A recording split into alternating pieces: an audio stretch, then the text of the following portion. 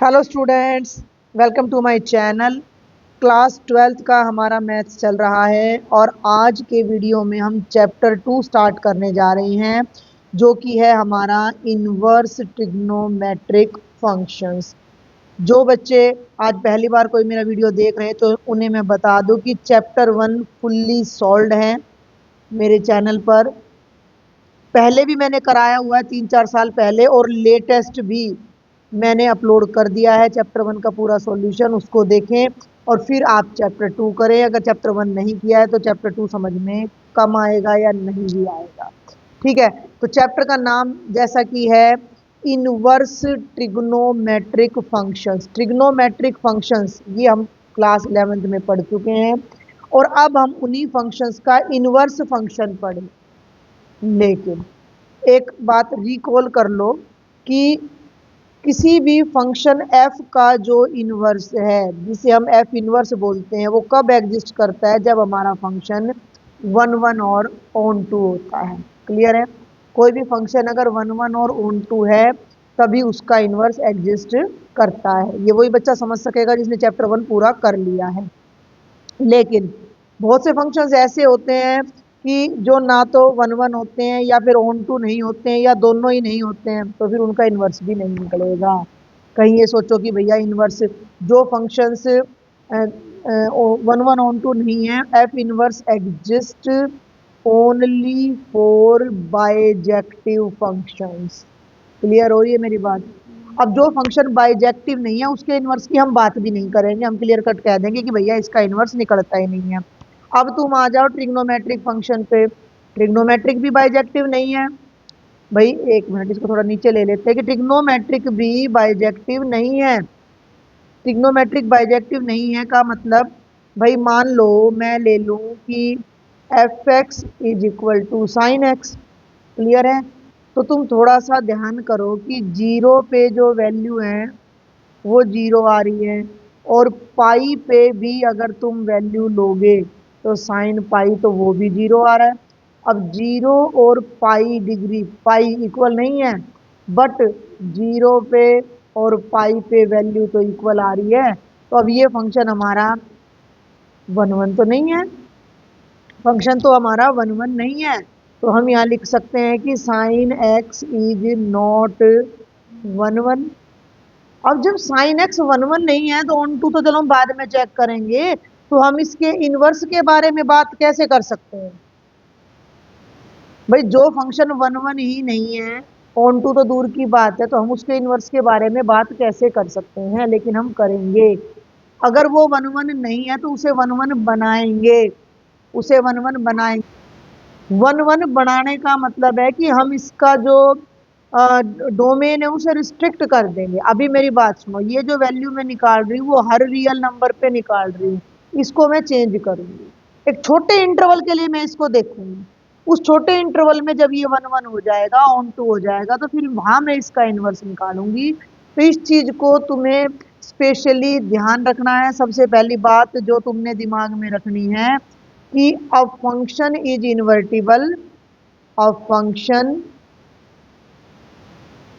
f is invertible if it is 1 1 and on to both।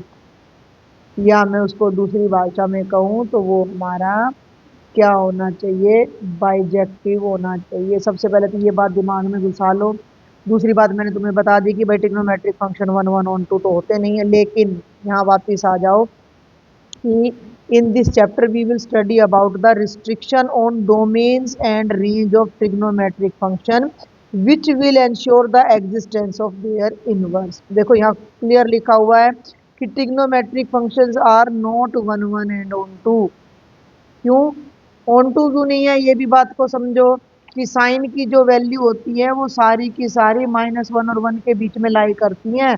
तो अगर मैं पूरे रियल नंबर पे बात करूं तो इसके अलावा ना तो इनकी कोई प्री इमेज है और ना इनकी, तो ये ऑन टू भी नहीं है, तो ये हमारा ऑन टू भी नहीं है।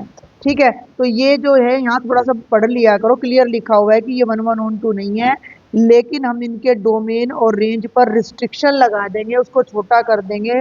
और फिर चेक करेंगे कि उस पर्टिकुलर उसमें उनका इन्वर्स एग्जिस्ट करता है। ठीक है, तो उससे सबसे पहले ये सारी बातें यहाँ लिखी हुई है कि ये कहाँ यूज होता है, तो ये इंटीग्रल्स में यूज होता है, ट्रिग्नोमेट्रिक फंक्शन साइंस में और इंजीनियरिंग में भी इन्वर्स ट्रिग्नोमेट्रिक फंक्शन बहुत वास्टली यूज किया जाता है। ठीक है, कैलकुलस आएगी अभी आपके पूरे +2 में, उस कैलकुलस में हर जगह इन्वर्स ट्रिग्नोमेट्रिक फंक्शन आएगा, हर जगह, उसके बिना कैलकुलस चलेगा ही नहीं। तो अब यहाँ से हमारा बेसिक कॉन्सेप्ट स्टार्ट हो जाता है कि क्लास 11th में हमने ट्रिग्नोमेट्रिक फंक्शंस पढ़े थे और ये उनकी डोमेन एंड रेंज है।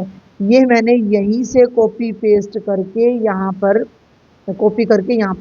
पेस्ट कर दिया है। थोड़ा अब आपने समझना है कि जो साइन फंक्शन है उसका डोमेन होता है रियल नंबर और रेंज होती है -1 से 1 के बीच में, है ना।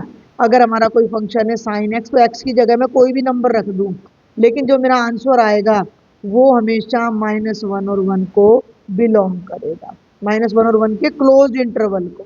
उत्तर -1 भी हो सकता है, 1 भी हो सकता है और बीच में भी, उससे ज़्यादा नहीं होगा। ऐसे ही कोस फंक्शन का डोमेन रियल नंबर है, रेंज -1 to 1 है। टेंजेंट का डोमेन की बात करो, सुनो मेरी बात ध्यान से, एक बात आपको पता होनी चाहिए कि ये मैं बाद में इरेज कर दूंगी कि टेंजेंट की वैल्यू जो है वो π/2 पे इंफिनिटी यानी अनडिफाइंड होती है ना। पक्का पता है, याद है ना। ऐसे ही टेंजेंट की वैल्यू को अगर तुम 3π/2 पे निकालोगे वो भी अनडिफाइंड है।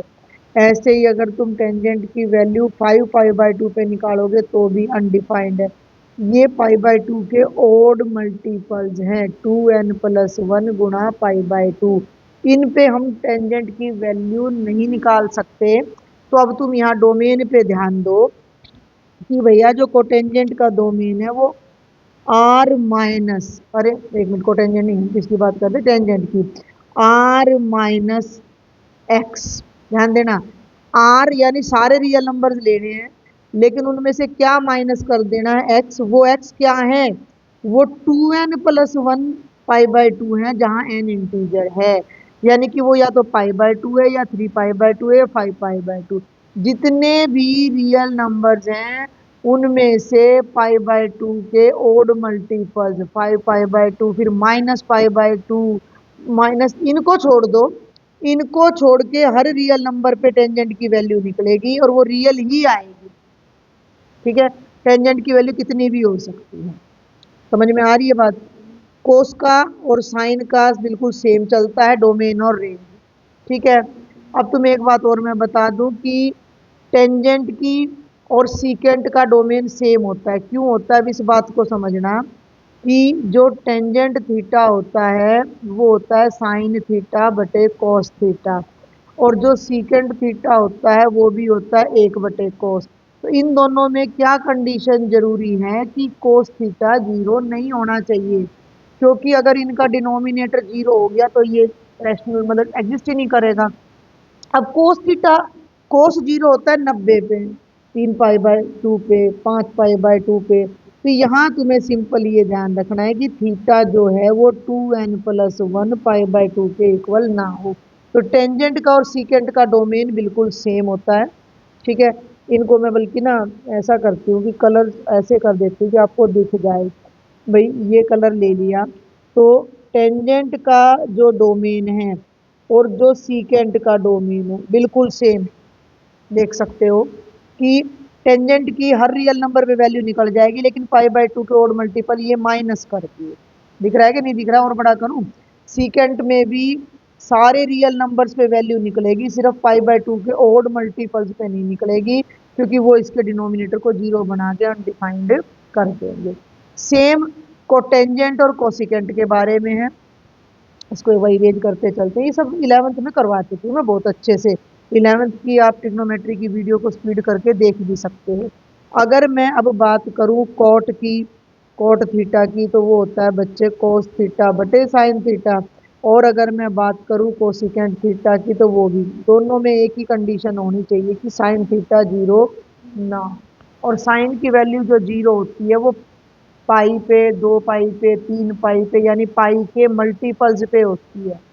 इंटीजर का मतलब जमा घटा 1 पाई जमा घटा 2 पाई, मतलब पॉजिटिव नेगेटिव कोई वैल्यू ले लो, थीटा की वैल्यू एन पाई के बराबर नहीं होनी चाहिए।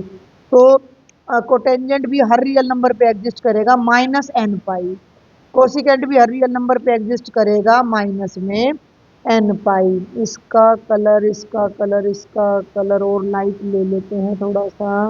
ये देखो, इन दोनों पर मैंने ये लगा दिया ताकि तुम्हें याद रहे कि कोसिकेंट क्यों है।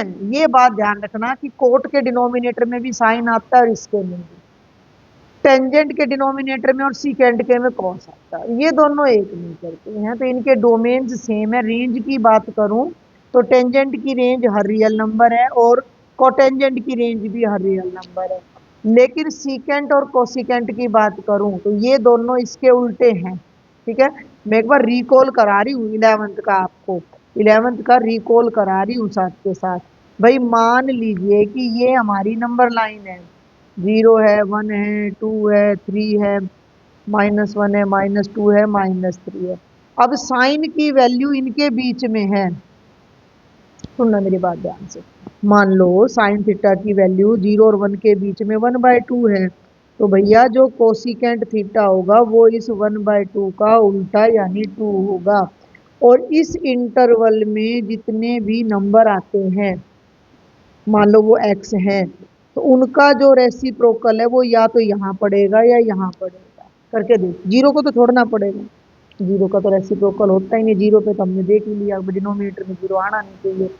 तो 0 पे तो हमने यहाँ लिख दिया ना कि एन पाई पे नहीं एग्जिस्ट करेगा। ठीक है ना, तो जो बात है वो क्या है कि इस इंटरवल में साइन और कॉस की वैल्यू इस इंटरवल में आ रही है, कोसिकेंट और सीकेंट इसके उल्टे हैं। तो जब इनका उल्टा करोगे तो हर रियल नंबर हमें मिलेगा इनको छोड़कर। हाँ, 1 का उल्टा करोगे तो 1 ही आ जाएगा, -1 का उल्टा करोगे तो भी -1, तो ये तो इंक्लूड होंगे। कोसिकेंट में ये सारे होंगे और सीकेंट में भी ये सारे हमारे आएंगी वैल्यूज। तो ये चीज आपकी 11th की थी, मोटा मोटा मैंने रिकॉल कराया है। फटाफट से फिर बता दूं कि साइन फंक्शन का डोमेन रियल नंबर है -1 से 1 तक, कोस का भी डोमेन रियल है लेकिन रेंज थोड़ी है। अब यहीं से पता लग गया ऑन टू नहीं है। टेंजेंट का डोमेन और सीकेंट का सेम है, रेंज इसकी रियल है, कोटेंजेंट और इसकी। कोटेंजेंट के डोमेन में एन पाई नहीं आएगा, कोसिकेंट के डोमेन में एन पाई नहीं आएगा, रेंज यूज हो जाएगी। ये तो हमने किया 11th क्लास से। अब इनमें से एक भी फंक्शन 1 1 नहीं है, तो अब हम इनके इनवर्स की बात कैसे कर सकते हैं। तो यहाँ थोड़ा बहुत इन्होंने बता रखा है, उसकी डेफिनेशन को मैं लिखूंगी नहीं कि we have also learn that if f एक एक्स से वाई पर फंक्शन है कि एफ एक्स वाई के बराबर और ये फंक्शन 1 1 और 2 है, तो हमें जी मिल जाएगा उल्टा फंक्शन वाई से एक्स पे, कि वाई की इमेज एक्स बन जाए, है ना। और फिर तुम्हें याद हो तो मैंने कॉम्पोजिशन भी करके दिखाई थी कि एफ ओ जी एक्स अगर एक्स के बराबर आ जाए, है। वैसे ये जी ओ एफ था पहली बात, तो एक बार लिख देते हैं कि f एक फंक्शन है x से y पे और g एक फंक्शन हो जाए y से x पे, एंड जी ओ एफ के अंडर अगर x की इमेज x आ जाए। कहने का मतलब है कि जी ओ एफ अगर आइडेंटिटी फंक्शन बन जाए तो g को हम f का इनवर्स बोलते हैं। किया था ये, वही चीज़ ये यहाँ पर बुक में बता रहा है कि एक्स एक्स को बिलोंग कर रहा है, वाई एफ एक्स के इक्वल है। तो डोमेन जी का डोमेन और एफ की रेंज और जी की रेंज और एफ का डोमेन बराबर होंगे। एग्जाम्पल्स कराए भी थे मैंने फर्स्ट चैप्टर में, वहाँ से आप देख भी सकते हो कि भैया ये 5 बच्चे हैं A B C D E और ये इनके 5 रोल नंबर हैं, मैंने कराया था ये एग्जाम्पल। तो जब एफ की बात करें तो ए की इमेज 1, बी की 2, सी की 3, जी की ये, और जब उल्टा जी की बात करें तो ये ऐसे जा रहा है, तो 1 1 ऑन 2 था, इन्वर्टिबल हो गया। जो एफ का रेंज है वो जी के लिए डोमेन है, जो जी की रेंज है वो एफ के लिए डोमेन है। तो यही सारी बात इसने यहाँ पर बताई हुई है। तो जी जो है वो एफ का इन्वर्स कहलाएगा, उसे एफ इन्वर्स कहेंगे। और इन्वर्स का डबल इन्वर्स, ये यहाँ ये जरूर ध्यान रखना कि जी एफ का इन्वर्स है और एफ जो है वो जी, दोनों एक दूसरे के इनवर्स कहलाते हैं। ठीक है, क्लियर है।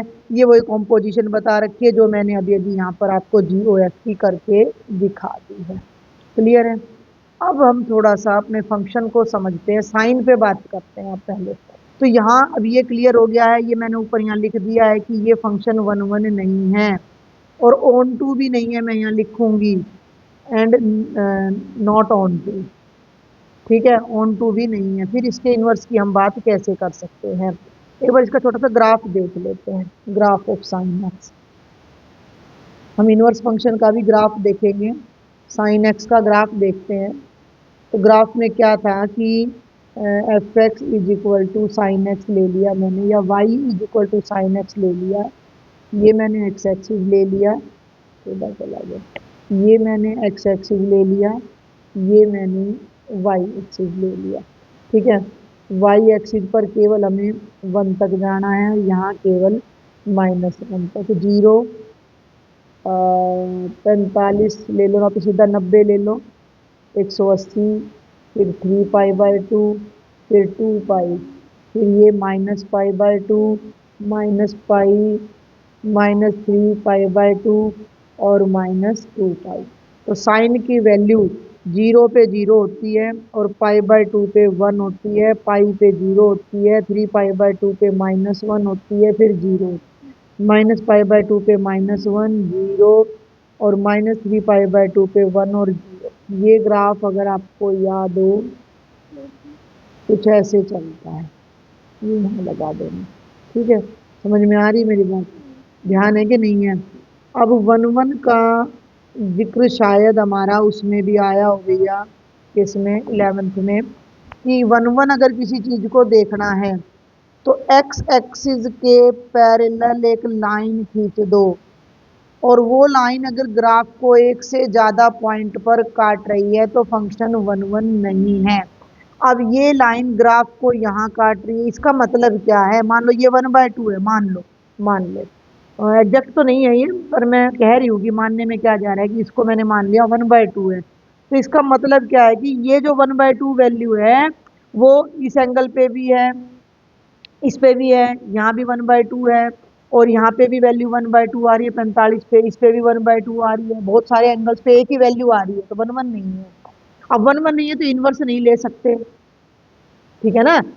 अब इसको 1 1 बनाना है, तो इसको 1 1 बनाने के लिए हम इसके डोमेन को रिस्ट्रिक्ट कर दें, कि हम इसके डोमेन को रिस्ट्रिक्ट कर दें इस -π/2 से लेकर, अगर इस π/2 के बीच में तुम इसका ग्राफ देखो, ध्यान देना अब, कि इस ग्राफ को ये रेड लाइन केवल एक बार काट रही है, और भी कोई लाइन खींचोगे तो वो एक ही बार काटेगी, ये मोटा तरीका होता है समझने का, ये भी एक बार। तो ये वो इंटरवल है जिसमें इसकी एक एंगल पर एक ही वैल्यू आ रही है, इस इंटरवल। इससे आगे भी हैं, हम इसको π/2 ऐसे छोटे छोटे इंटरवल कर ले, π/2 से 3π/2 कर दें, 3π/2 से आगे मैं यहाँ जाऊंगी तो 5π/2 कर दें, या पीछे आऊं तो -π/2 से ये -3π/2, ज़्यादा ही टेढ़ा चला, ठीक है, ये कर दें। तो ये जो पर्टिकुलर मैं ब्लैक कलर के इंटरवल्स कर रही हूँ, थोड़ा आधा टेढ़ा जा रहा है, ध्यान कर लेना। तो इन सभी इंटरवल्स में हमारा जो फंक्शन है,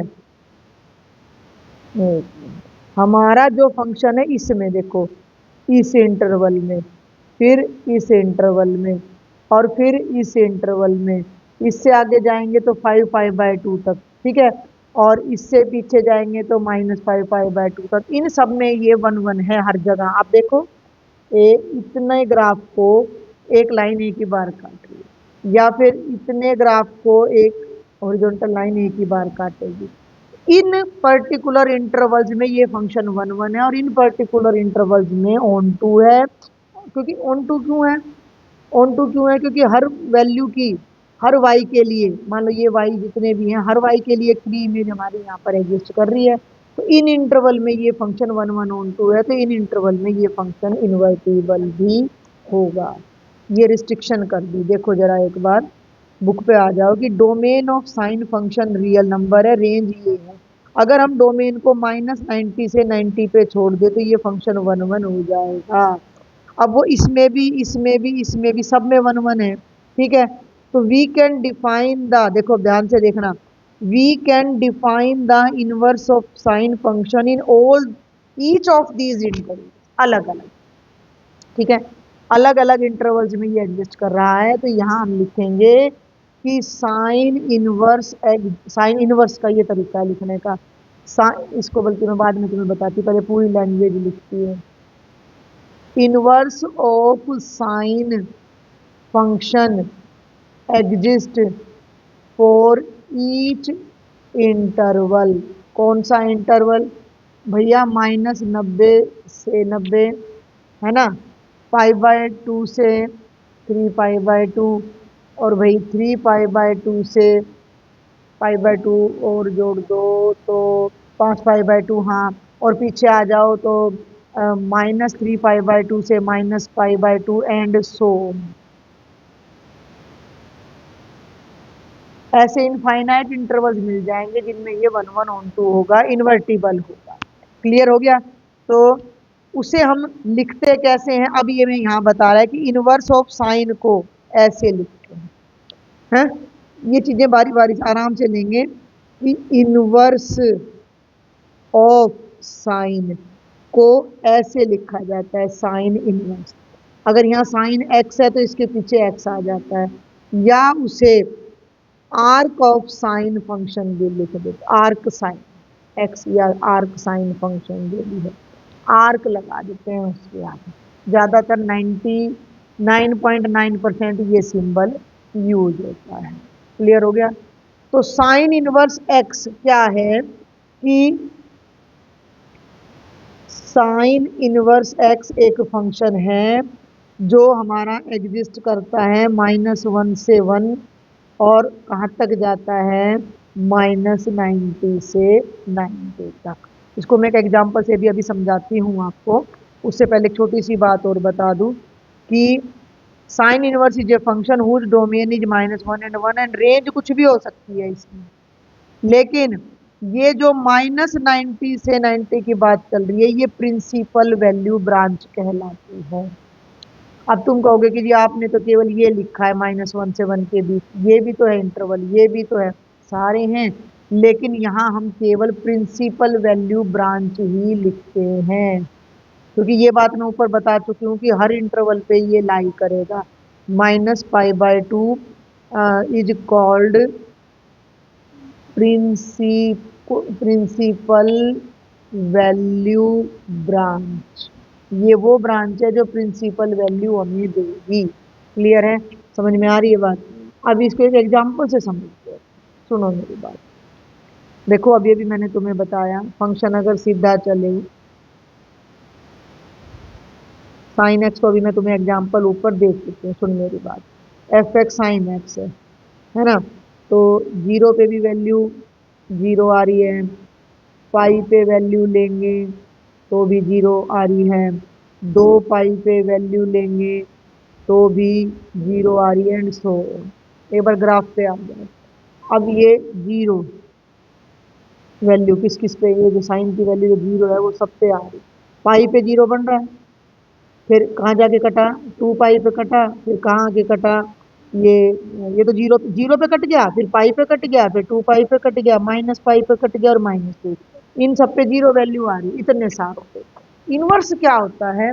अभी इसको अगर मैं एक एरो डायग्राम से तुझे समझाऊं, अगर मैं इसे एक एरो डायग्राम से समझाऊं कि भैया ये रियल नंबर है, इनमें मैं कुछ एक वैल्यू डाल लूँ, मान लो मैंने 0 डाली, जो मुझे चाहिए मैं वो डाल दूँ। 3 पाई डाल ली, बीच में मैंने यहाँ π/2 भी डाल दिया, -2 पाई भी डाल दिया, -पाई भी डाल दिया, यहाँ पाई डाल दिया, ठीक है। और ये -1 और 1 के बीच ही ले लिया मैं, और 0, यहाँ भी कुछ वैल्यूज है यहाँ। अब सुनना, ये भी 0, ये भी 0, ये भी 0, ये भी 0, π/2 पे 0 नहीं होता, π/2 पे तो 1, एंड सो। ये हो गया फंक्शन f, इसका नाम कोई a लगा दो, ये हो गया फंक्शन f। अब अगर मुझे इसका इनवर्स निकालना है, देखो इसको लिखोगे, लिख तो ये दिया अब एफ इनवर्स जीरो का मतलब जीरो की प्री इमेज देखनी है भैया, ये तो जीरो की तो प्री इमेज बहुत सारी आज के फंक्शन ही नहीं बना। अब हमने ये बोला कि भैया अभी अभी मैंने डोमेन रिस्ट्रिक्ट कर दिए, सुनना मेरी बात ध्यान से। मैंने डोमेन रिस्ट्रिक्ट कर दिया, मैंने ये वाला इंटरवल लिया, इस वाले इंटरवल में ये जीरो पे जीरो बन रहा है, इस वाले इंटरवल में ये पाई पे जीरो बन रहा है, इस वाले इंटरवल में ये 2 पाई पे जीरो बन रहा है, इस वाले इंटरवल में ये -पाई पे। तो जीरो की जो इनवर्स वैल्यू है वो क्या ली। अब मतलब एफ इनवर्स का मतलब क्या है, इस बात को समझियो कि एफ इनवर्स का मतलब क्या है। एफ इनवर्स का मतलब साइन इनवर्स एक्स से लेके, और एक तो ये ध्यान रखना है कि आंसर बहुत सारे आएंगे।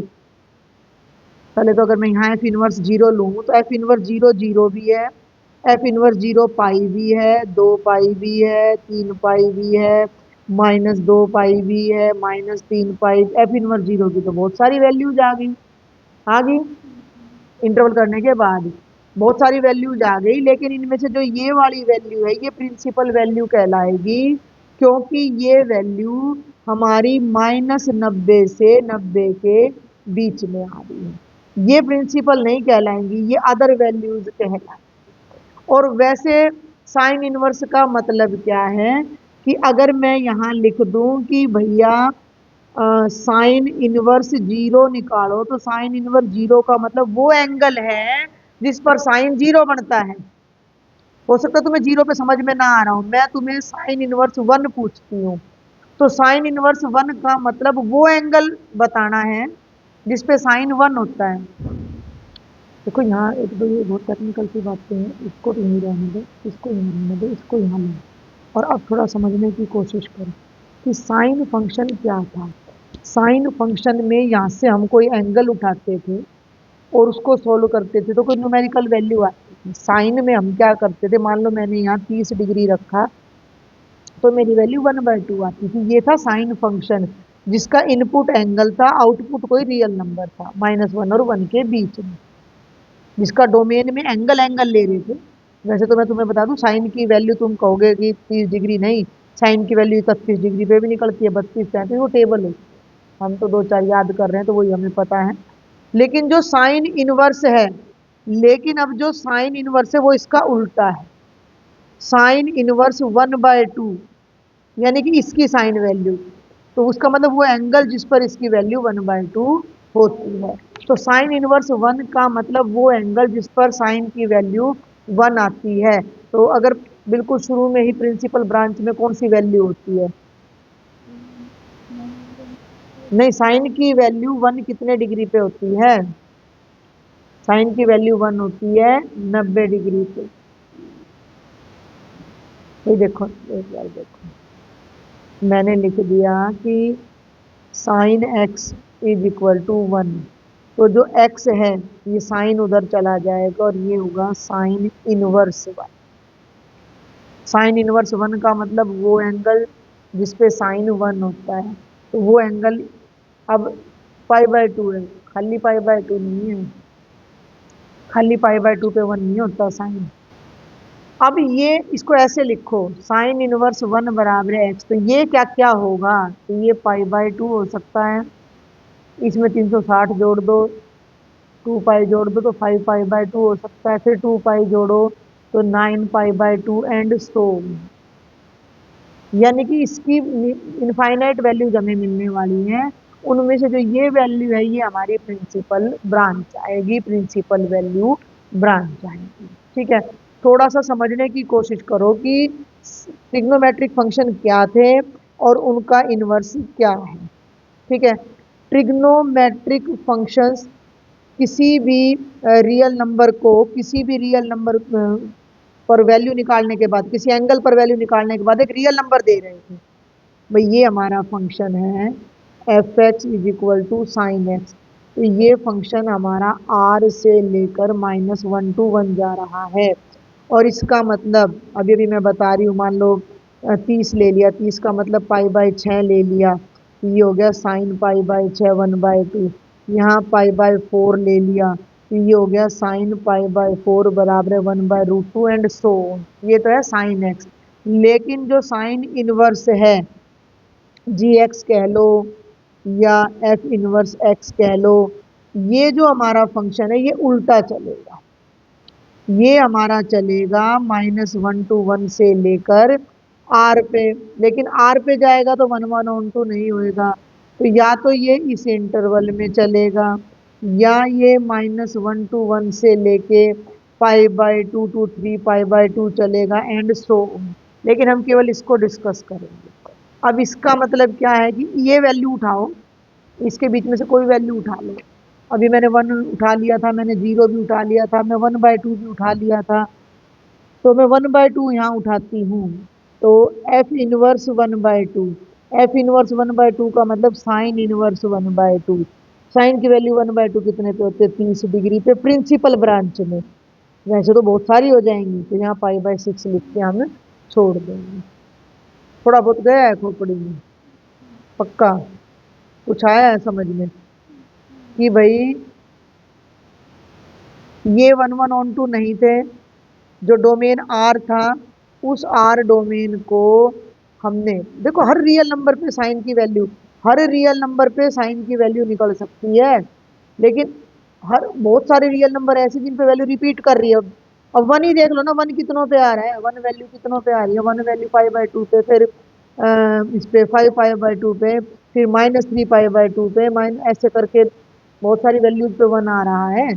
तो उल्टा जब हम करेंगे, इनवर्स का मतलब इसको उल्टा करना, उल्टा करेंगे तो 1/1 होगा, तभी तो उल्टा करेंगे। अब ये 1/1 है नहीं, तो इनके इस तरह से इंटरवल्स कर लिए, जिसमें ये वाला इंटरवल प्रिंसिपल ब्रांच कहलाएगा। इसको मैं लिख दूं,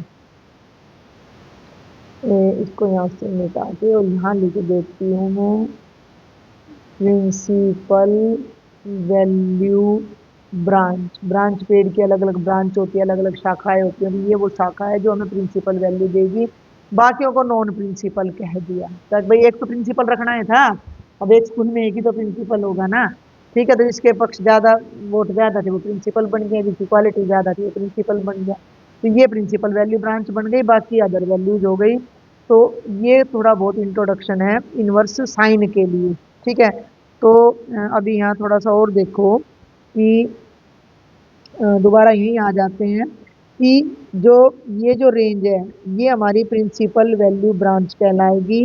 and other intervals as range give different branches. ठीक है, डिफरेंट ब्रांचेज हमारी आ जाएंगी।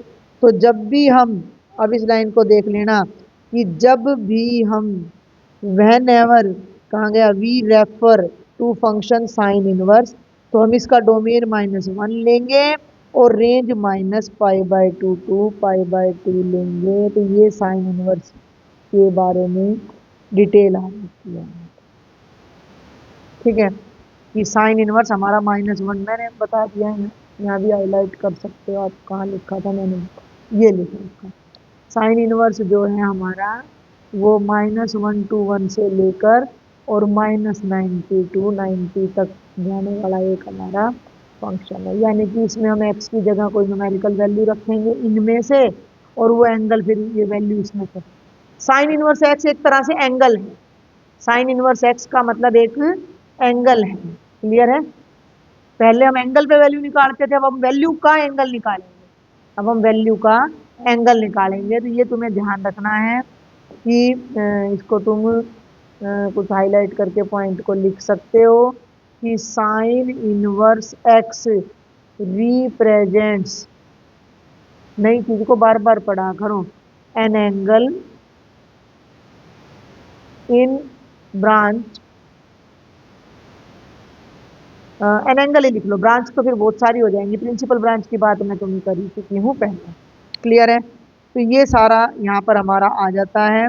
अब एक चीज और देखो, एक एग्जांपल और उठाएंगे, फिर मैं ये चीज और समझाऊंगी। अभी तो वैसे तो प्रॉपर्टी है, ये बाद में आएगी, पर ये बता रहा है कि साइन इनवर्स पे साइन ले लो। देखो मेरी बात सुनो, अभी अभी मैंने तुम्हें क्या बताया कि साइन इनवर्स 1/2 अभी निकाला है मैंने, ये अभी निकाला है मैंने, साइन इनवर्स 1/2 कितना आ रहा है? 5/6 आ रहा है।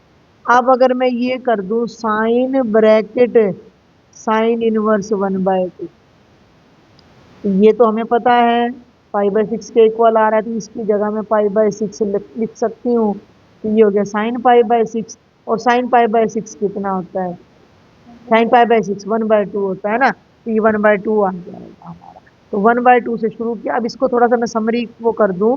ये देखो, अंदर 1/2 था भाई, एक बार इन्वर्स करा, उल्टा करा, उसके ऊपर फिर नॉन इन्वर्स लगा दिया, तो वहीं पहुंच जाएंगे जहां से शुरू हुए थे। तो ये क्या कहता है कि sine bracket sine inverse x ultimate आपको फिर एक्स पर ही ले जाएगा।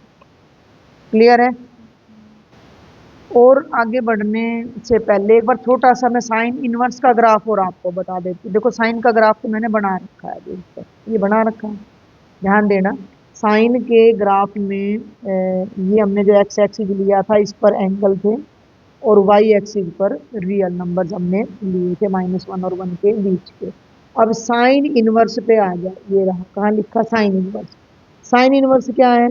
-1 1 से शुरू है, तो अब जब यहाँ वो बनाओगे ग्राफ, तो नीचे पहले नंबर दिखाओगे -1 और 1 के बीच में, और यहाँ पर एंगल्स दिखाओगे। तो साइन इनवर्स का ग्राफ और मैं एक बार आपको बताना चाहूंगी कि फिर इसके बाद अगली उसमें ले लेंगे, थोड़ा आराम से चलेंगे, ठीक है। साइन इनवर्स एक्स मैं बता चुकी हूँ, -1 से 1 तक लेके, और वैसे तो ये हमारे किसी भी ब्रांच तक हमारा जा सकता है, लेकिन बेसिकली जब प्रिंसिपल ब्रांच की बात करते हैं तो वो ये आता है। ग्राफ में सारे पॉइंट्स लेंगे। अब ये एक ग्राफ मैंने बनाना है, एक्स वाला थोड़ा छोटा लेना पड़ेगा, वाई वाला थोड़ा बड़ा लेना पड़ेगा। ये हो गया एक्स एक्सिस, और ये हो गया हमारा वाई एक्सिस, ठीक है। ये हो गया हमारा वाई एक्सिस। तो ये एक्स डैश, ये -1, ये -1/2, ये 0, ये 1/2, और ये 1। अब एंगल्स देखो तुम, एक मिनट, ये देखो यहाँ पर इसने ये तो साइन एक्स का ग्राफ बना रखा है, और अब मैं साइन इनवर्स का ग्राफ बनाने जा रही हूँ। तो यहाँ एंगल्स ले लो, एंगल्स ले लो, तो वो जैसे मैंने लिए थे वैसे ही ले लो। π/2, फिर पाई, फिर 3π/2, फिर 2 पाई ले लो, 5π/2 ले लो, कोई भी ले लो। 2 पाई आएगा ना पहले, तो 2 पाई के बाद आएगा 5π/2। तो ये आ गया -90, फिर -180, फिर -270, -2 पाई। हम ज़्यादा आगे नहीं जाएंगे। अगर तुम कहो तो मैं इसकी छोटी सी यहाँ टेबल भी बना सकती हूँ साइन इनवर्स की, कि मान लो ये एक्स है और ये साइन इनवर्स एक्स है, ठीक है। एक्स की जगह जब मैं 0 रखूंगी तो साइन इनवर्स की वैल्यू 0 भी आएगी, 0 पे इसकी वैल्यू पाई भी आएगी। जब 0 लेंगी तो वैल्यू 0 आएगी, ठीक है। जब मैं 1/2 लूंगी, पहले यहाँ 1/2 ले लो, बल्कि पहले यहाँ 1/2 ले लो, तो 1/2 वैल्यू कितने पे आ रही थी? 30 पे आ रही थी। तो 30 कहीं के 3 टुकड़े कर लो ना, 30 और 60 और 90, तो 1/2 वैल्यू आ जाएगी 30 पे, और 1 वैल्यू, ये देखो एक बार, ये वैल्यू इस पे आ गई, और 1 वैल्यू कितने पे आएगी? 90 पे। तो ये यहाँ चला जाएगा, थोड़ा चौड़ा बनाया है मैंने इसको, तो ये वैल्यू मेरी लगभग यहाँ चली जाएगी। क्लियर हो गया? क्लियर हो गया? अब जो है 1/2 वैल्यू फर्दर और भी हमें मिलेगी, ठीक है। तो 1/2 वैल्यू लगभग 5π/6 यानी 150 पे हो जाएगी। तो ये 90 और 180 के बीच में ये 210 आ गया, तो ये लगभग यहाँ, और जीरो वैल्यू फिर पाई पे हो जाएगी। तो ये यहाँ ऐसे इसका ग्राफ चलने वाला है। समझ में आ रही है मेरी बात? इसको ये 1 बेचारा थोड़ा ज़्यादा दूर कर दिया, वैसे मैंने थोड़ा सा, जिसे कहते हैं ज़्यादा गहरा ग्राफ वो हो जाएगा, बाकी कोई दिक्कत नहीं है, शार्प हो सकता है ये ऐसे।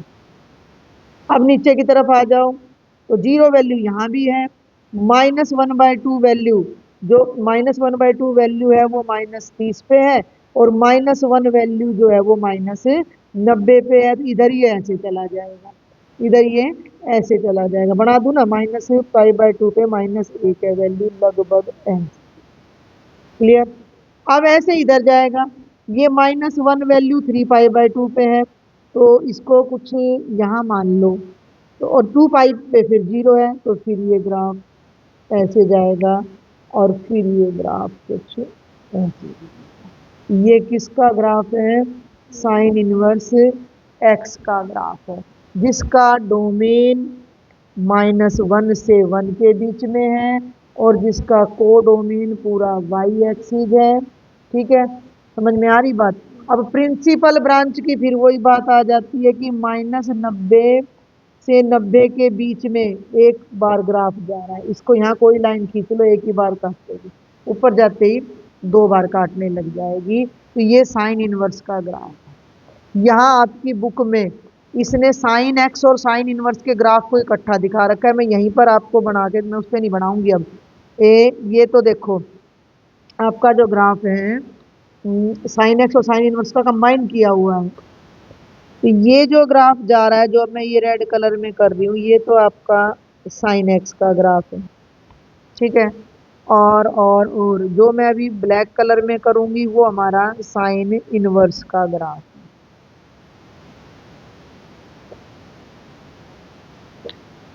ठीक है, समझ में आ रही है बात? और ये जो बीच में लाइन जा रही है, ये y = x वो लाइन होती है जो हर को दोनों क्वाड्रेंट को बाइसेक्ट करते हुए 45 डिग्री पे जाती है। तो ये थोड़ा सा मैंने आपको मतलब इनवर्स ट्रिग्नोमेट्रिक फंक्शन समझाने की कोशिश की। जल्दी से एक रिकॉल करूं तो ट्रिग्नोमेट्रिक फंक्शन कभी भी 1 1 और ऑन टू नहीं होते हैं। ठीक है, हम उनके डोमेन को और उनकी रेंज को रिस्ट्रिक्ट कर देते हैं। छोटा मतलब पूरे में तो करोगे, आर से आर पे लोगे तो ये कभी भी इनवर्स फंक्शन एग्जिस्ट नहीं करेगा। लेकिन हम उनके लिए एक फिक्स डोमेन कर देंगे, एक फिक्स रेंज कर देंगे, जिसमें वो 1 1 ऑन 2 होगा। जैसे अब यहाँ पे ही हम आ जाते हैं, यहाँ पे ही हम वापिस आ जाते हैं, तो इस इंटरवल में इस इंटरवल में यहाँ से यहाँ तक 1 1 है, ऑन 2 भी है, तो इसमें ये इन्वर्टिबल है। फिर उसके बाद केवल इतने में इन्वर्टिबल है, केवल इतने में इन्वर्टिबल है, तो वो इनवर्स फंक्शन हो जाएगा। इनवर्स मैंने तुम्हें पहले भी बताया था कि ये बच्चे हैं और ये उनका रोल नंबर है। बच्चे रोल नंबर से जुड़े हुए हैं, तो इनवर्स में रोल नंबर बच्चों से जुड़ जाएगा। साइन एक्स में क्या है कि यहाँ एंगल रियल नंबर से, यहाँ एंगल है जो किसी नंबर से जुड़ा हुआ है। इनवर्स में जो नंबर है वो किसी एंगल को मैप करेगा। ठीक है, जो नंबर है कोई, वो किसी एंगल को मैप करेगा। वो ये ध्यान रखना है कि वो नंबर जो है जिस एंगल को मैप करेगा वो एक एंगल नहीं होगा, वो इनफाइनाइट एंगल्स होंगे। लेकिन उनमें से जो हमारी प्रिंसिपल ब्रांच का एंगल होगा उसे हमने सबसे पहले कंसीडर करना है। अगर हमें एक से ज्यादा उत्तर पूछे जाएं तो हमें बाकी ब्रांचेज को कंसीडर करना है, वरना नहीं करना।